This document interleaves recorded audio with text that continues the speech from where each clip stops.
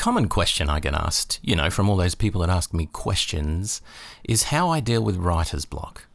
First, I should clarify that writer's block, for me at least, isn't about having nothing to write.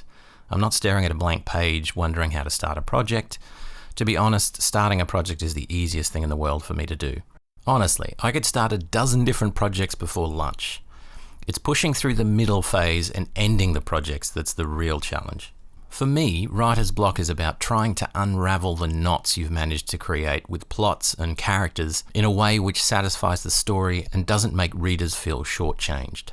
Usually, when I start a story, I've got a good idea of what the basic conflict is, who the main characters are, and roughly where I want to head with it. But as the writing goes on, the stakes increase and life gets more and more complicated for the protagonist and also for me as the writer. You spend the first half of the book putting the protagonist through increasing layers of strife and conflict. Then you come to a position where you need to dig yourself out of it.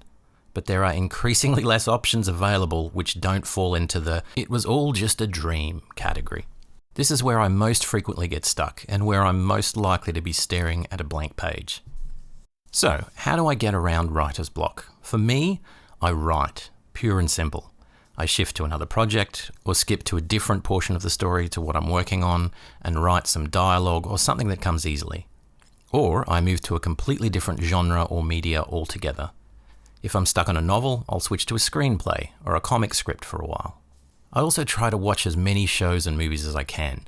Sometimes there's an idea buried in a film or TV show that triggers something in my mind and helps me get out of the writing rut. Now, for me, writer's block is very different to motivation. That's a whole different story and something I can cover in a future occasional word with Morgan Quaid. For now, I hope you've enjoyed this little one-way chat. I'll leave you with a closing word and encourage you to use it wisely. Cabbage.